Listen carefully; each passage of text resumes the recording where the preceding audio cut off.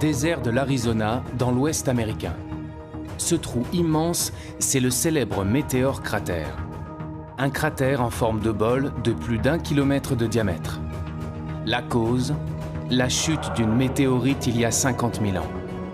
Les météorites, ces fragments de blocs rocheux qui errent dans le système solaire et pénètrent dans notre atmosphère. Jusqu'à présent, très peu de moyens existaient pour les surveiller. Pourtant, les chercheurs du monde entier s'inquiètent. Ils pensent que des météorites géantes pourraient provoquer la fin du monde. Ces phénomènes sont pris très au sérieux par la communauté scientifique internationale. En France, des astronomes ont lancé une grande chasse aux météorites. Sur les toits de l'Observatoire de Paris, des scientifiques viennent de mettre en place un réseau de caméras de surveillance. Une grande première.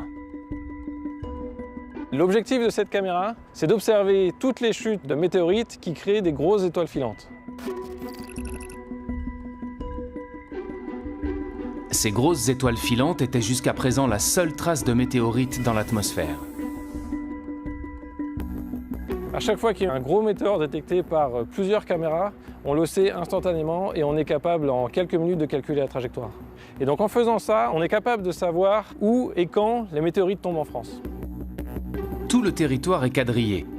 Présentes dans tous les départements, les caméras fonctionnent jour et nuit. Il y en a environ 100 dans toute la France pour pouvoir faire ce qu'on appelle la triangulation. C'est-à-dire à partir de 2 caméras, on a 2 points de vue différents d'un même gros météore. Ces caméras vont peut-être enfin dévoiler les secrets que renferment ces énigmatiques corps rocheux. Même si les astronomes savent que la plupart des météorites viennent de la ceinture d'astéroïdes située entre Mars et Jupiter, ils ignorent de quel endroit précis. Désormais, ces caméras pourront pister la source de ces météorites d'après leur trajectoire. L'idée, c'est de faire le lien entre la composition des objets qui tombent au sol et leur provenance dans le système solaire. Grâce à ce réseau, notre espoir, c'est de savoir d'où viennent les météorites qui tombent sur la Terre. L'Observatoire de Paris est l'un des acteurs clés de cette recherche. Et plus largement, c'est ici que l'on tente de percer les mystères de notre univers. L'Observatoire de Paris. En France, c'est le plus grand centre de recherche en astronomie et en astrophysique. Le deuxième plus grand au monde derrière celui d'Harvard aux États-Unis. Fondée il y a 350 ans, cette institution continue de faire d'incroyables découvertes et travaille avec les plus grands laboratoires mondiaux. Les liens que nous avons avec l'Observatoire de Paris sont vraiment très importants. L'Observatoire de Paris a joué un rôle prépondérant au XXe siècle. Implanté sur 3 sites, à Paris, Meudon et Nançay en Sologne, l'Observatoire est né d'une grande ambition scientifique. Les académiciens royaux ont convaincu Colbert puis Louis XIV qu'il était nécessaire de construire un grand lieu de science pour la gloire du roi Soleil. De grandes découvertes ont été faites entre ces murs. C'est ici que l'on découvre que la vitesse de la lumière n'est pas infinie. Le Verrier y démontre l'existence de la planète Neptune par les mathématiques. C'est là également que l'on réalise les premières cartes détaillées de la Lune. L'Institut de recherche est prêt à relever de nouveaux défis en construisant des télescopes révolutionnaires ou en préparant de nouvelles missions spatiales. Ce sera la première fois que le LESIA travaillera sur un instrument qui atterrira sur Mars. L'une des premières choses qu'on doit le rechercher, c'est est-ce qu'il y a de l'eau liquide à la surface des objets qu'on va étudier. Sonder l'infiniment petit comme l'incroyablement grand pour mieux comprendre notre univers. L'objectif aussi, c'est de comprendre comment la Terre est devenue ce qu'elle est devenue.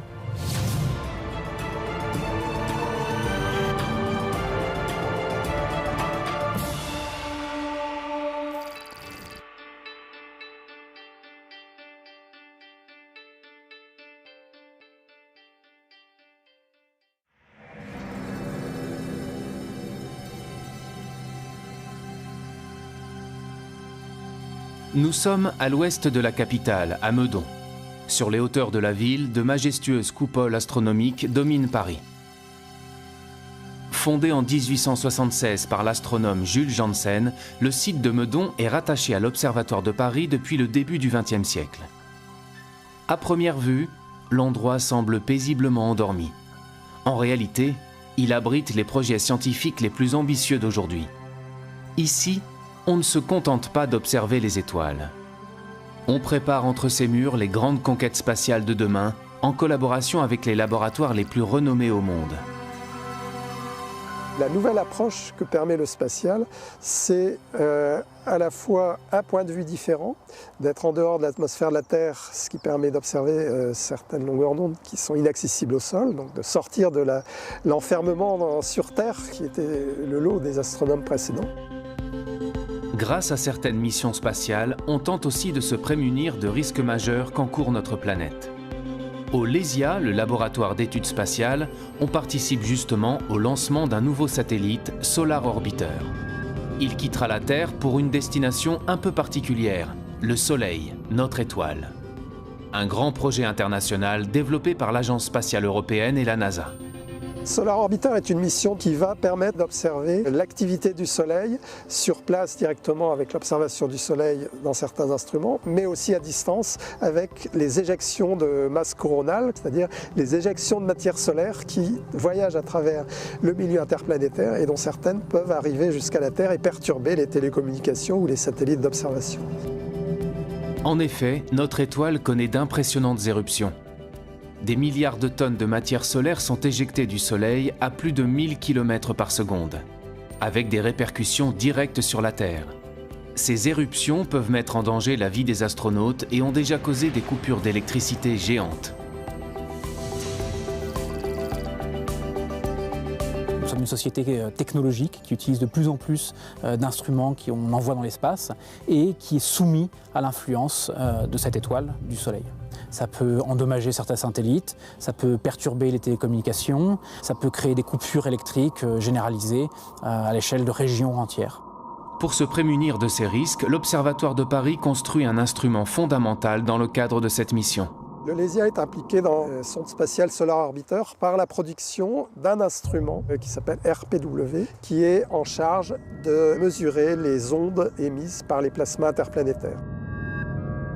La conception de cet instrument est maintenant presque terminée.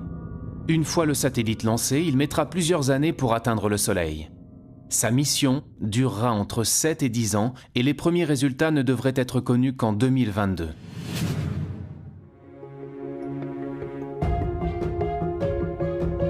En attendant, les astronomes doivent s'assurer quotidiennement que le Soleil ne représente pas de danger pour notre planète. Ils ont mis au point un procédé pour surveiller le Soleil, mais cette fois-ci en restant au sol. Le même procédé depuis plus d'un siècle.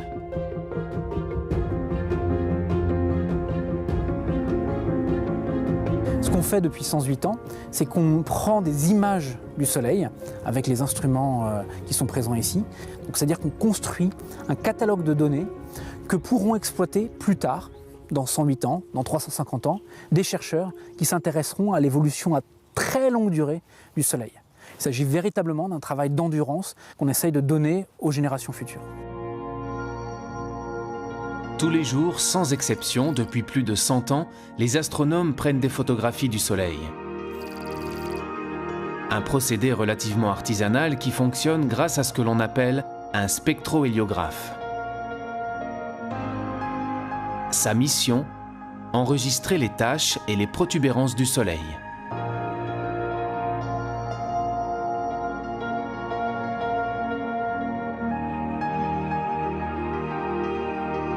Il est nécessaire d'avoir ces types d'observations qui sont faites au sol, qui sont faites de manière relativement simple par rapport à ce qu'on est capable de faire, mais qui sont irremplaçables.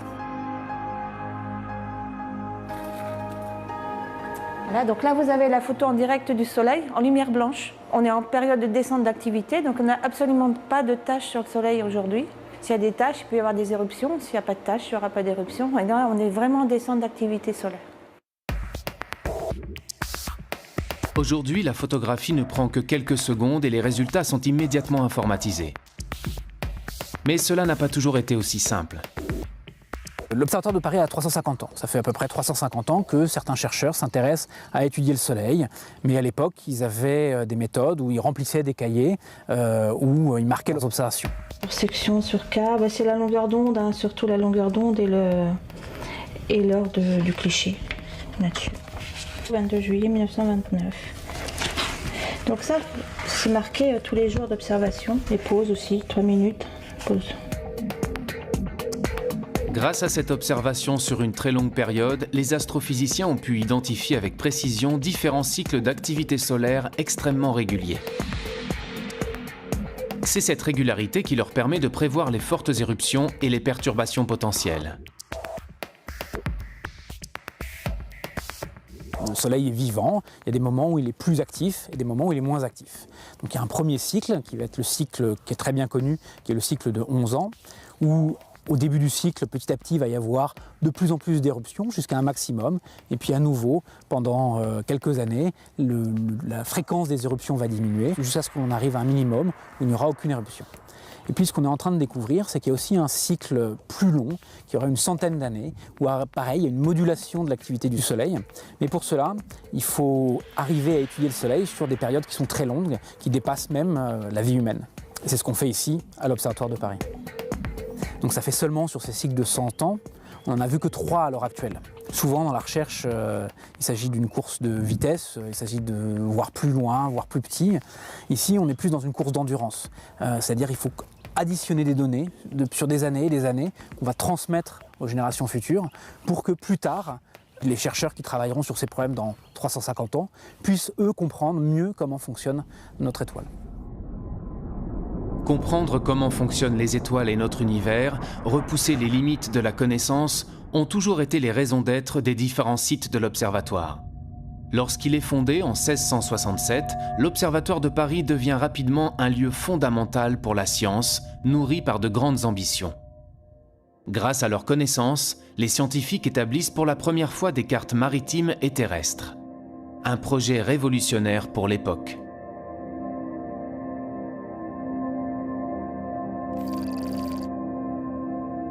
Sous le règne de Louis XIV, il était nécessaire de construire des cartes précises. Et on avait demandé à l'époque aux astronomes, grâce à leur connaissance du ciel et des mesures de latitude et de longitude, de construire la carte, notamment la carte de France.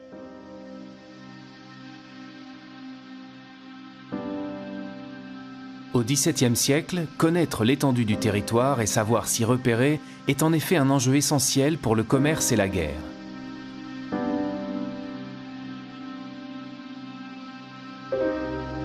Pour l'anecdote d'ailleurs, il s'est avéré que cette carte montrait que le territoire du royaume de France était en fait beaucoup plus petit que ce qu'on croyait à l'époque, ce qui a fait dire à Louis XIV que ces astronomes qui l'avaient si bien soutenu financièrement lui avaient fait perdre plus de territoire que ne lui avaient fait gagner toutes ces guerres.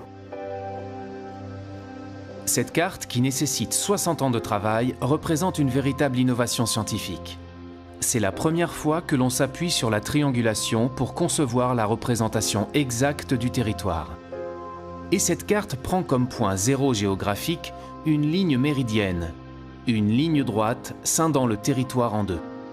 C'est d'ailleurs en suivant cette ligne nord-sud que l'Observatoire de Paris a été construit.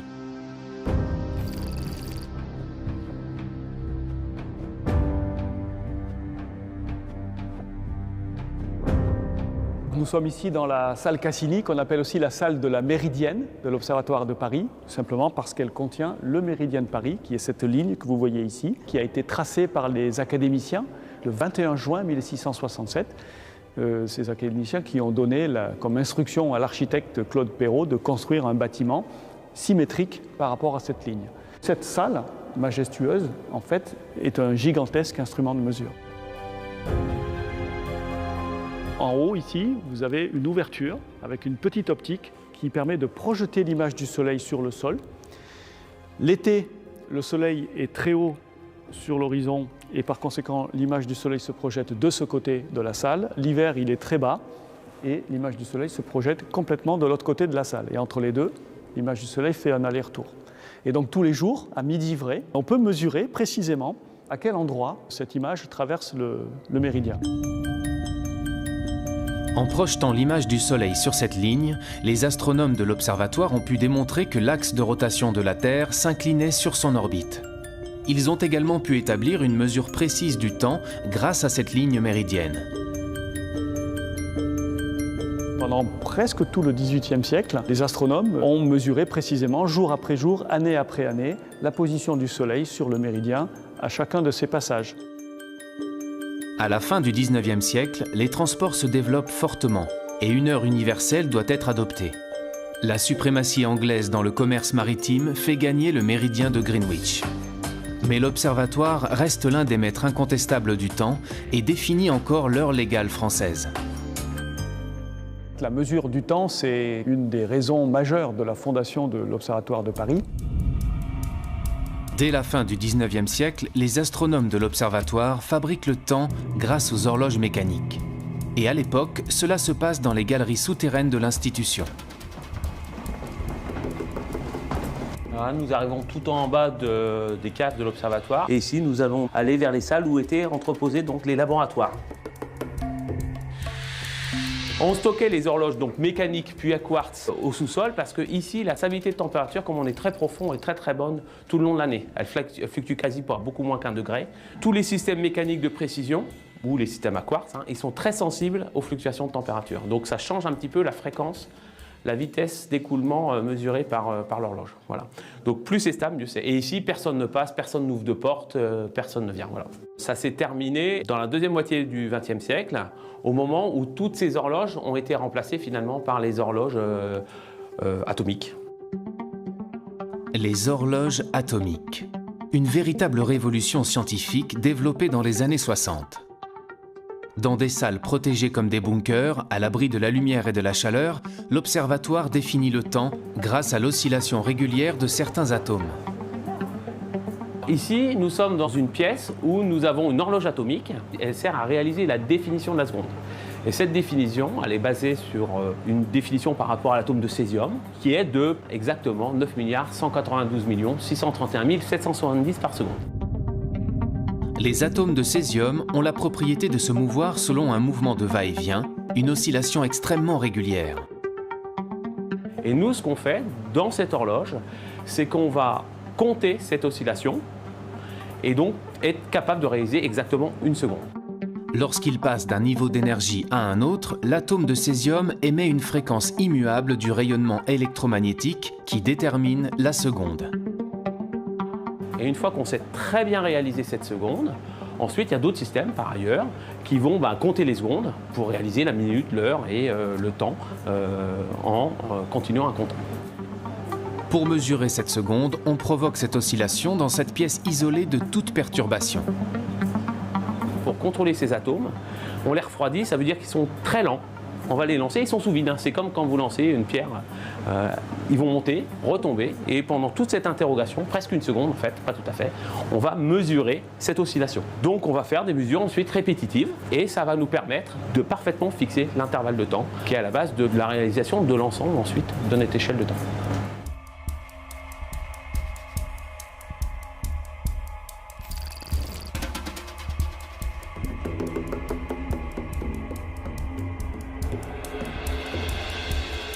C'est aussi à l'observatoire qu'on invente l'horloge parlante en utilisant la référence de temps calculée dans ses laboratoires.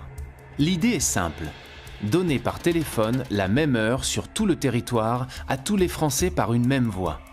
À l'Observatoire de Paris, chaque nuit, le service qui a mission de fabriquer l'heure vit de la sorte une perpétuelle course contre la montre entre les renseignements fournis par les étoiles et les pendules dont il faut régler les tops sur ceux de la pendule mère. Il suffit de composer un numéro de téléphone pour obtenir la voix que tout Paris connaît et l'heure exacte. Il sera exactement 9h40. Merci. Les astronomes de l'observatoire ont une connaissance si poussée concernant le temps qu'ils peuvent répondre à toutes les questions que l'on se pose sur les éphémérides, sur le mouvement des astres dans le ciel, même très loin dans le passé.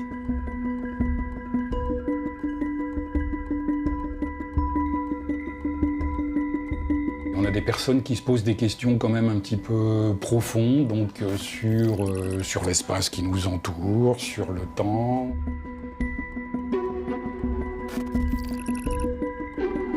On a des demandes très spécifiques, ou d'historiens ou d'archéologues. Ils ont découvert en fait une inscription qui gravée dans la tour même de la cathédrale de Nevers, à la Saint-Michel, 1606, fut éclipse à 1h après-midi et fut nuit claire. Par rapport à ça, j'ai fait des recherches, il n'y avait pas d'éclipse, en tout cas en 1606. Par contre, il y en avait une qui pouvait être favorable, correspondre à celle-là, c'était l'année précédente, en 1605. Donc nous, actuellement, avec les théories dont on dispose, on est effectivement en mesure de calculer l'état du ciel à un instant donné quelconque. Donc par exemple, remonter le temps jusqu'à 5000 ans en arrière.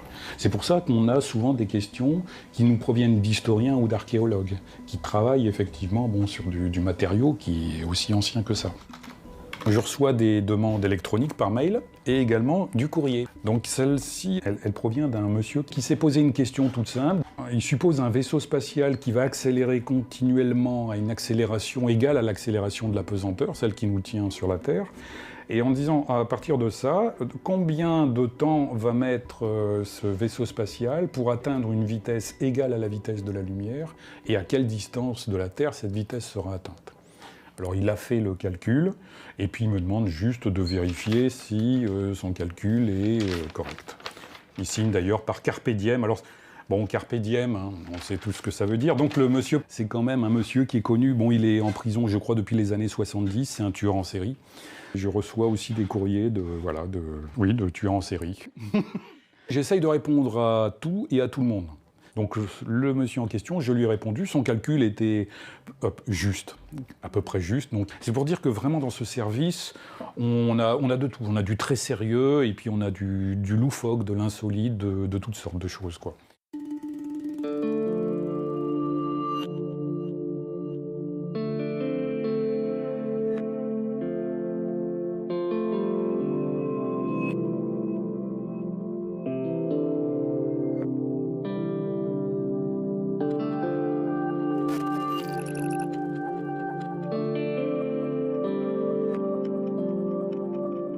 Le soir, Pascal Descamps s'offre un moment de nostalgie sur le toit de l'Observatoire de Paris.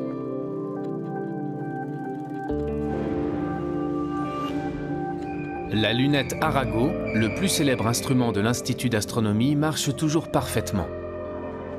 Cet instrument mythique, confiné dans une coupole tournante, est le témoin des progrès fulgurants de l'astronomie en France. Au moment de sa construction au XIXe siècle, c'était la plus grande lunette astronomique du monde. 38 cm de diamètre et 9 mètres de focale. Cet instrument mythique, voulu par François Arago, a contribué aux recherches les plus célèbres de l'Observatoire de Paris.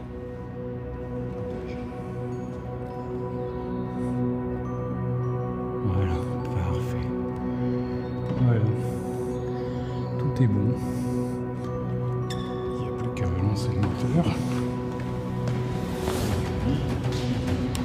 On contrecarre en fait le mouvement de rotation de la Terre. La Terre tourne et on fait tourner la lunette autour du même axe, mais dans l'autre sens, de manière à en fait contrecarrer ce mouvement, à en fait l'annuler. Si je coupe l'entraînement, la Lune sort en moins d'une minute, elle sort, puisque la lunette va alors rester sur une direction fixe pendant que le ciel tourne. Donc on perd la Lune tout de suite. Là, ça marche. Donc c'est bon.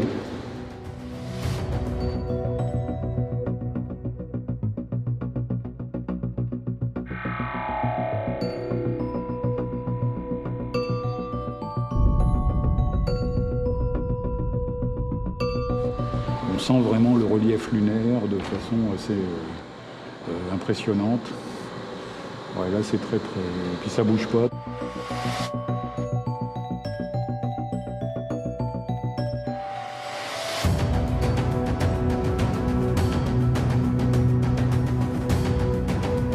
Depuis l'âge d'or de la lunette Arago, des pas de géants ont été faits en astronomie. On observe encore les étoiles avec ce type d'instrument qu'à de rares exceptions. Désormais, ils sont beaucoup plus performants.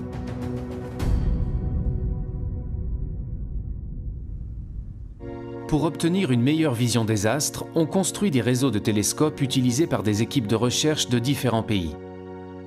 Astronome à l'Observatoire de Paris, Vincent Coudet du Foresto travaille justement depuis 15 ans sur un réseau de télescopes construit aux États-Unis.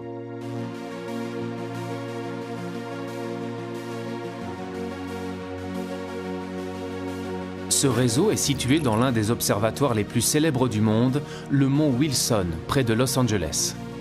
C'est ici que l'on a découvert que l'univers était en expansion.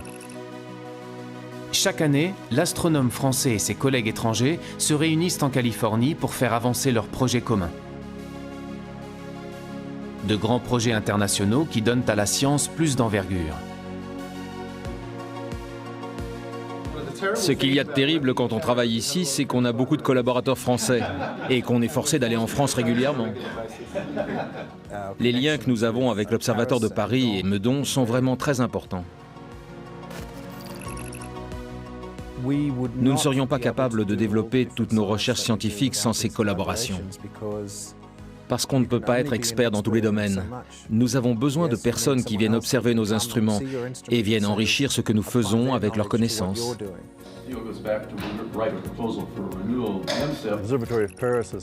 L'Observatoire de Paris a joué un rôle prépondérant au XXe siècle, en développant des technologies d'optique de précision qui sont capitales pour les télescopes modernes ou les instruments que nous utilisons aujourd'hui. Vincent Coudet du Foresto et ses équipes de l'Observatoire de Paris ont conçu un instrument, Fluor, qu'il n'est possible d'utiliser qu'ici, au Mont Wilson, grâce aux 6 télescopes placés en réseau, idéalement espacés les uns des autres. Ce que notre équipe à l'Observatoire de Paris a amené, c'est un instrument qui s'appelle Fluor, qui recombine la lumière des télescopes de telle manière à ce qu'on va pouvoir simuler finalement le comportement d'un télescope de presque 300 mètres de diamètre qu'on serait bien incapable de construire. Imaginez un télescope de 300 mètres de diamètre. Au lieu de le fabriquer, imaginez que vous ne construisiez qu'un télescope d'1 mètre, et le même juste à côté. Maintenant, imaginez que vous puissiez former une seule image à partir de ces 2 télescopes. Là, vous vous demandez, est-ce que c'est possible de récolter avec ces 2 télescopes les mêmes données qu'avec un télescope de 300 mètres? Eh bien, la réponse est oui. Cette technique d'observation, c'est l'interférométrie. En combinant la lumière de plusieurs télescopes en réseau, il est possible d'obtenir une image d'une finesse équivalente à celle d'un télescope beaucoup plus grand. Fluor permet de combiner la lumière des télescopes du Mont Wilson par fibre optique et non plus avec des miroirs. Une révolution. Ici, nous avons construit le réseau de télescopes et toute l'infrastructure, et Vincent a apporté Fluor, son instrument, et peut l'utiliser. En échange, il le met à disposition d'autres scientifiques. On ne pourrait pas faire le travail qu'on fait maintenant s'il n'y avait pas ces collaborations internationales. Les compétences, elles sont très complémentaires. Ici, il y a une infrastructure qui est complètement unique, avec ces télescopes qui sont éloignés les uns des autres, qui permettent vraiment de simuler un télescope géant. Nous, on apporte un instrument qui permet de faire des images avec une très grande précision. Et c'est justement de l'apport de ces compétences complémentaires qu'on peut obtenir des observations intéressantes.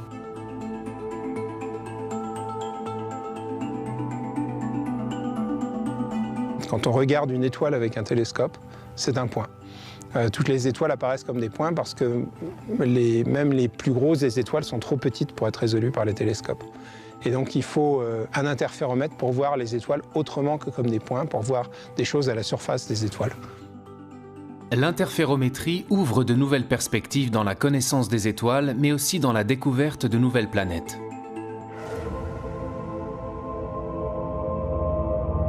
Parmi les projets qu'on a avec Fluor, il y en a un où on va regarder l'environnement des étoiles, ce qui se passe autour des étoiles. Et on sait que les étoiles, notamment quand il y a des systèmes planétaires, il y a des poussières qui restent en orbite autour de l'étoile et qui diffusent une sorte de lumière de halo. Et pour nous, ces lumières, c'est un peu la trace, c'est un peu la signature d'un système planétaire qui peut se trouver derrière. La signature d'un système planétaire comme celle d'exoplanètes, des planètes situées hors du système solaire, et que les astronomes découvrent par centaines depuis 20 ans.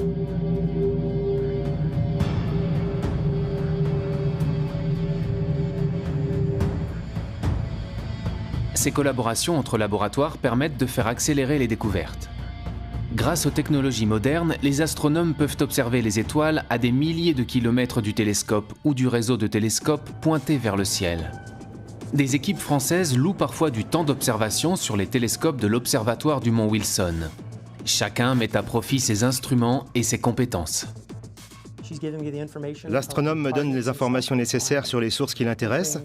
J'entre ces données, je pointe vers les étoiles qu'elle veut observer, je lui trouve les franges d'interférence et je les verrouille pour qu'elle puisse enregistrer ces données.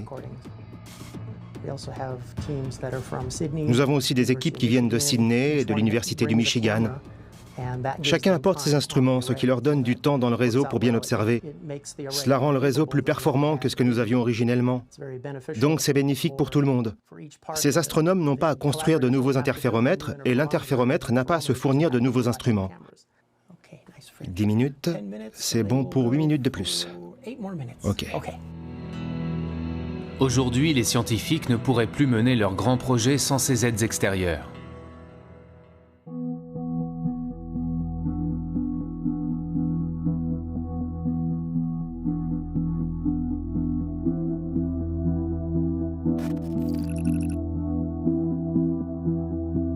La recherche, c'est l'échange d'idées, et donc l'échange, la confrontation, la critique, et de la critique naît de nouvelles idées.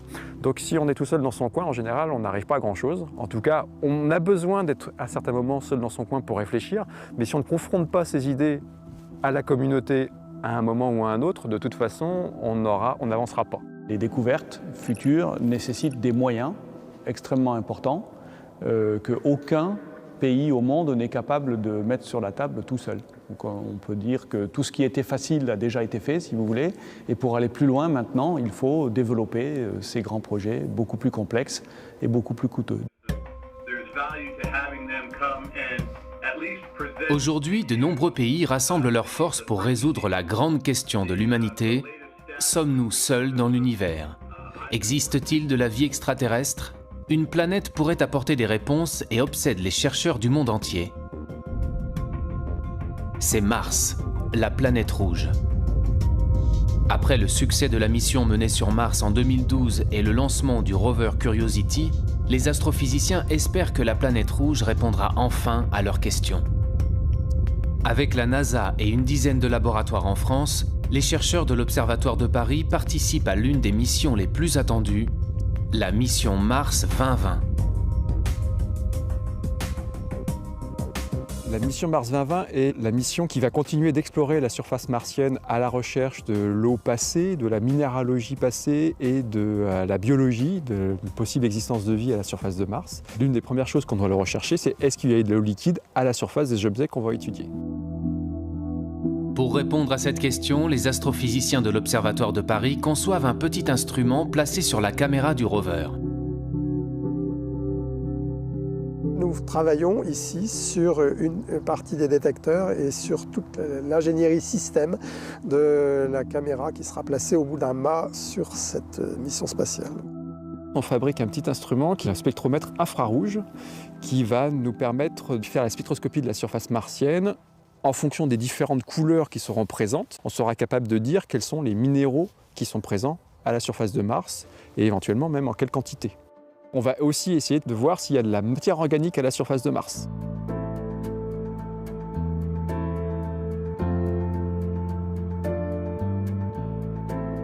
On a un défi qui est de faire un instrument très petit, beaucoup plus petit que ce qu'on n'a jamais fait. Donc ce défi de miniaturisation, il est important. Donc on se confronte à des problèmes auxquels on n'avait encore jamais été vraiment confronté en termes de place, d'intégration. Un vrai challenge. L'instrument doit être suffisamment petit pour se glisser dans la caméra du rover sans l'alourdir. Pour concevoir leur spectromètre infrarouge, les astrophysiciens font fabriquer sur place, dans l'atelier de l'Institut, leurs pièces miniatures construites sur mesure.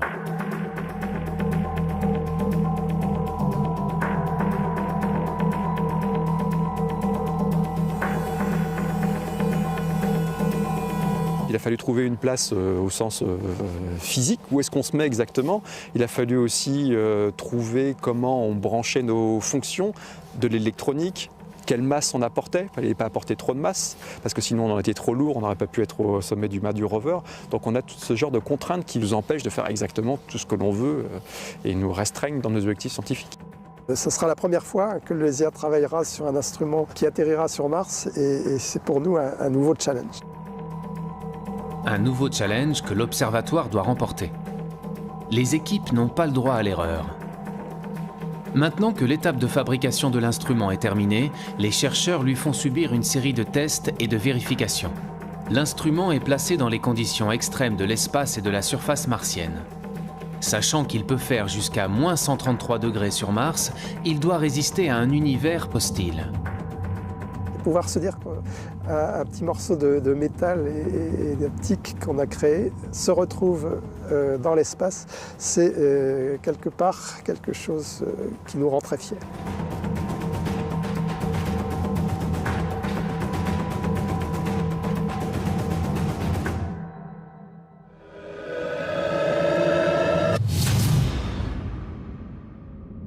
Au-delà de la recherche de vie extraterrestre, les scientifiques s'emparent d'une autre question cruciale. Remonter aux origines du monde et comprendre comment les premières galaxies se sont formées. C'est l'objectif de la radioastronomie. En Sologne, à Nançay, dans le centre de la France, il existe un espace immense isolé en pleine forêt. 150 hectares qui font partie de l'Observatoire de Paris, mais pourtant situé à plus de 200 km de la capitale. Et pour cause, le lieu doit rester protégé des ondes radio parasites. Car ici, on développe la radioastronomie. Bien loin de la lumière que l'on perçoit, ces astronomes s'intéressent à une lumière invisible, les ondes radio, plus faibles encore que l'infrarouge. Il faut savoir que dans l'univers, il y a un tas d'astres qui vont émettre dans toutes les longueurs d'onde. Donc la radioastronomie va s'intéresser justement à observer ces astres ou tous les phénomènes célestes inimaginables dans le domaine des ondes radio.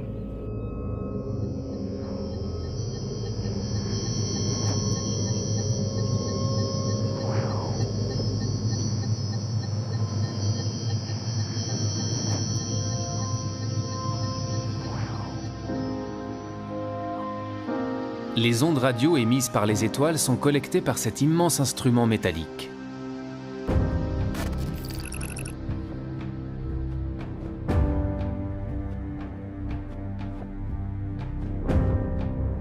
C'est l'un des plus grands radiotélescopes du monde.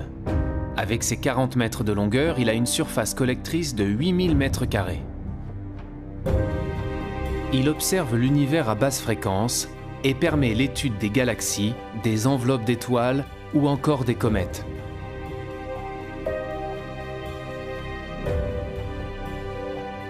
Vous pointez le télescope vers une direction d'observation du ciel, c'est la source qui vous intéresse. Donc le rayonnement arrive sur ce qu'on appelle un miroir qui va être mobile. Il réfléchit ce rayonnement sur un miroir fixe qui lui-même va réfléchir ce rayonnement dans un chariot où se trouve le récepteur. Ici, on peut voir presque l'intégralité du ciel, bien sûr, de notre hémisphère. Les ondes à basse fréquence correspondent à celles d'astres très éloignés et qui ont mis beaucoup de temps à nous parvenir, donc très anciens. La radioastronomie permet de remonter le temps et d'accéder aux origines de l'univers. Quand vous avez un objet émetteur en ondes radio qui s'éloigne de vous, cette fréquence, ce signal caractéristique va être décalé vers les basses fréquences. Et donc, ainsi, vous allez pouvoir étudier l'hydrogène dans l'univers lointain. C'est pour ça qu'actuellement, il y a des projets qui se développent à très basse fréquence, parce que ce qui permet d'étudier l'univers quand il était très très jeune, donc quelques centaines de millions d'années par exemple. C'est également grâce à la radioastronomie que l'on a découvert les pulsars issus de l'explosion d'étoiles en fin de vie. Les pulsars nous ont donné de nouvelles indications sur la structure de la Voie lactée. Désormais, les chercheurs veulent aller encore plus loin dans l'observation des astres grâce à des radiotélescopes de nouvelle génération comme Nénuphar.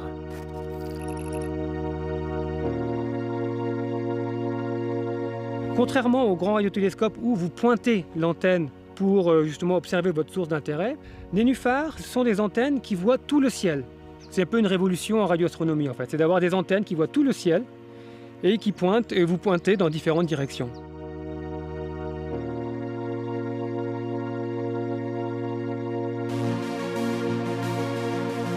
Ce réseau de 1824 antennes à très basse fréquence va permettre d'étudier l'univers quelques millions d'années après le Big Bang, la formation des galaxies. De nouvelles découvertes majeures en perspective.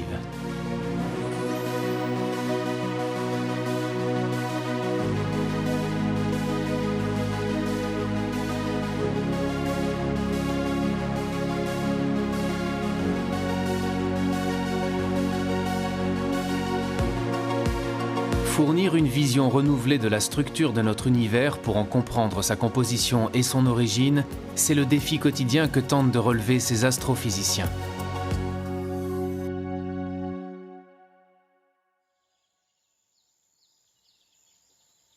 Depuis peu, l'observatoire explore également le ciel dans les plus hautes énergies, à l'autre extrémité du spectre électromagnétique, bien au-delà de la lumière visible. Le site de Meudon abrite un prototype de télescope unique en son genre. Il fera partie d'un futur grand réseau appelé CTA. Une nouvelle génération de télescopes dont l'objectif est d'explorer l'univers dans les plus hautes énergies, les rayons gamma. Ces rayons gamma sont situés au-delà de la lumière visible, au-delà des rayons X. C'est une lumière extrêmement énergétique.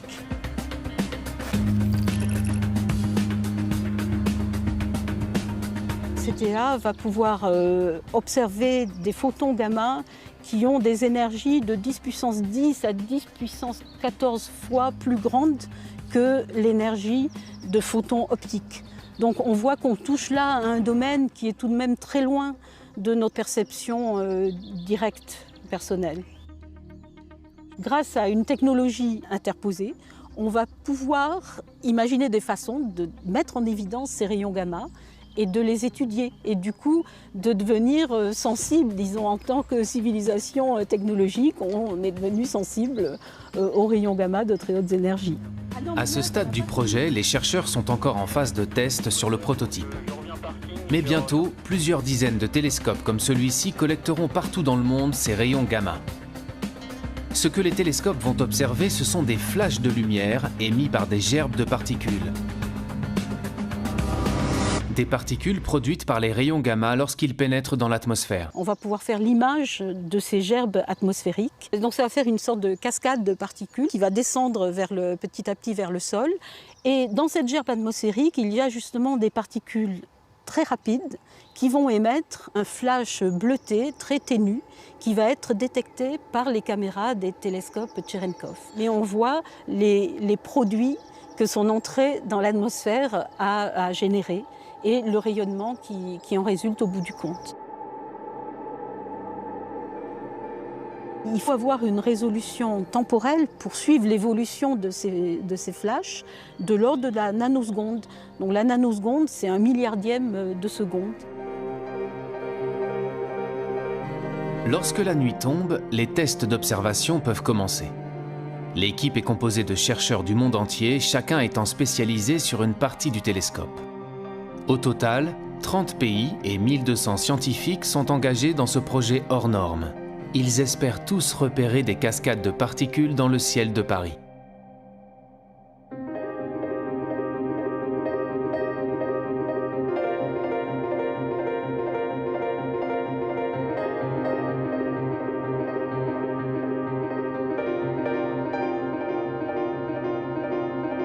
On va orienter pour identifier ces gerbes atmosphériques qu'on peut repérer. Elles sont partout, il y en a partout dans le ciel, hein, donc on peut chercher l'endroit qui nous paraît le plus dégagé. En l'occurrence, ça va être cette zone-là qui est bien indiquée parce qu'en plus, elle est assez protégée des lumières de Paris. Donc là, elle n'a pas de nuages, donc on va pointer dans cette direction. On voit des sites où il y a eu des phénomènes très énergétiques et même voire cataclysmiques, comme des explosions d'étoiles lors de supernovae. Ce télescope pourra même observer des astres tellement compacts que la lumière ne peut pas en sortir, et qui restent jusqu'à aujourd'hui invisibles, comme les blazars, ces trous noirs qui renferment de nombreux secrets pour les chercheurs. Ça va apporter de nouvelles informations sur les propriétés de ces systèmes cosmiques. Et ça fournit en général à la communauté astronomique une vision renouvelée de notre univers.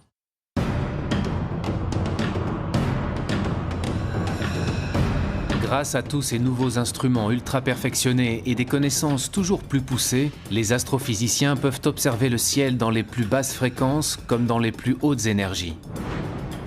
Mais ils se confrontent toujours à une limite, celle de la formation de notre univers. Aujourd'hui, on n'est pas capable en fait, de remonter aux premières sources, à l'origine, à nos origines. On a besoin d'observer des galaxies de plus en plus lointaines, beaucoup plus distantes. Et pour cela, eh bien, il faut des instruments de plus en plus puissants. L'instrument d'observation le plus puissant, c'est le projet futuriste ELT, Extremely Large Telescope. Un télescope européen géant, le plus grand télescope au monde, celui qui va peut-être réussir à remonter le temps jusqu'à l'origine de l'univers. Là, le but, c'est vraiment d'aller jusqu'au bout, d'aller vraiment étudier physiquement en fait, les premières sources de l'univers. C'était quoi d'abord? Est-ce que c'était des galaxies? Est-ce que c'était des amas d'étoiles? Est-ce que c'était autre chose? Des étoiles même, simplement, en explosion?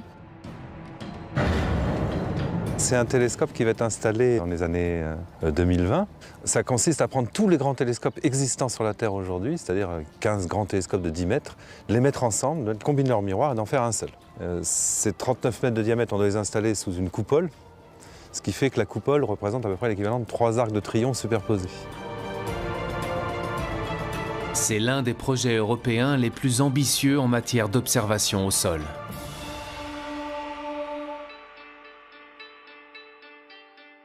Pratiquement tous les pays d'Europe sont impliqués dans cette construction. Et nous, à l'Observatoire de Paris, on est particulièrement impliqués dans la construction d'instruments qui se mettent au foyer du télescope.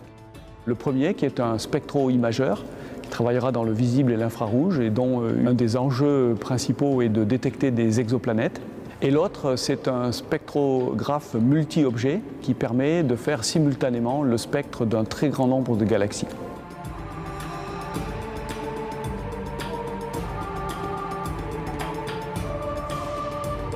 Il y a plus de 100 milliards de galaxies dans l'univers. Alors chacune de ces galaxies contient plus de 100 milliards d'étoiles. Rassurez-vous, on ne veut pas analyser les 100 milliards, mais on veut au moins avoir un aperçu, je dirais, de comment elles sont constituées. Et pour ça, il nous en faut beaucoup plus qu'une. Il en faut plusieurs centaines. On va pouvoir mesurer la composition des objets, de quoi ils sont faits. Dans le même temps, on va aussi voir comment ces objets se meuvent. Et on va regarder en fait les mouvements de cette galaxie. Donc en fait, on va refaire un bilan complet de l'univers, mais surtout un bilan complet de l'univers et de son évolution, de comment il était dans le passé. C'est un enjeu en fait pour toute la communauté d'astronomie du point de vue du télescope et des instruments. Et puis pour un institut comme l'Observatoire de Paris, c'est un sacré enjeu parce qu'on n'a jamais fait ça. À l'image de la construction de ce télescope géant, il reste encore d'incroyables défis scientifiques à relever pour répondre à l'ultime question: d'où venons-nous? L'objectif, c'est vraiment de comprendre comment les planètes deviennent ce qu'elles sont devenues, comment on peut relier leur histoire avec leur état actuel. Et évidemment, l'objectif aussi, c'est de comprendre comment la Terre est devenue ce qu'elle est devenue.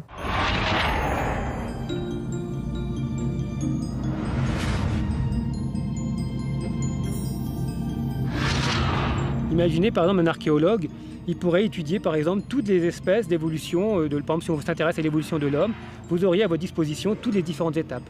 Mais on peut comme ça maintenant remonter à des objets qui ont quelques centaines de millions d'années, donc c'est-à-dire un univers qui est très très jeune. On a exploré le ciel en radio, en infrarouge, en ultraviolet, en rayons X et en rayons gamma. Donc là, on a balayé tout le spectre électromagnétique et maintenant l'astronomie moderne peut utiliser des informations sur le ciel venant de tous ces domaines. Et dans chacun de ces domaines, il y a eu un renouveau complet qui fait qu'aujourd'hui encore, l'astrophysique reste une science extrêmement active et en complet renouvellement.